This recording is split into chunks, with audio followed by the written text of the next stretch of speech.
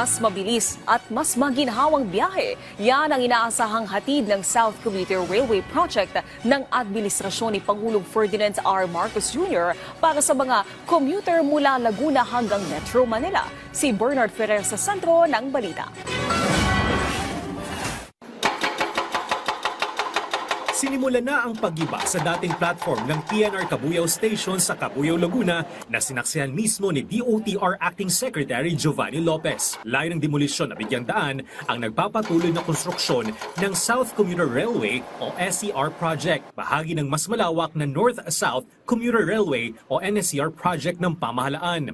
Ang SCR ay 54.6 na kilometrong linya ng tren na mag-uugnay sa Metro Manila at Calamba, Laguna. Matatapos natin yung right-of-way issue dito sa South by 2026 hanggang last quarter ng 2026. Kasama na po dito yung sinasabi nating informal settlers. 187 families ang mga maapektuhan dito, kaya napaghandaan naman po yan kasi mahaba naman pinaplano ng DOTR ng ating local government. Kabuang 19 na istasyon ang itatayo sa kaba ng SCR na idedesenyo upang maging accessible sa lahat, kabilang ang mga senior citizen, kababaihan, bata at persons with disabilities.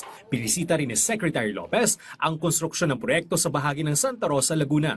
Ito ang viaduct segment ng South Commuter Railway Project sa bahagi ng Santa Rosa, Laguna. Dito ilalagay ang riles ng SCR. Sa aking likuran, tuloy-tuloy operasyon ng launching gantry para maigdugtong ang mga segment hanggang Metro Manila.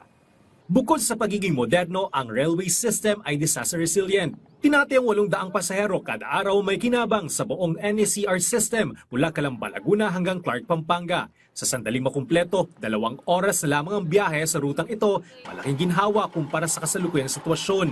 Nakatakdang matapos ang linya mula Valenzuela hanggang Malolos, Bulacan pagsapit ng 2027, habang ang linya patungong Clark, Pampanga ay inaasang makukumpleto sa 2028. Samantala, ang buong NSCR project ay inaasang ganap ng patatapos sa pagitan ng 2030 hanggang 2031. Dahil dito, asahan ng publiko ang isang moderno at mabilis na railway system na magsisilbing tulay tungo sa bagong Pilipinas.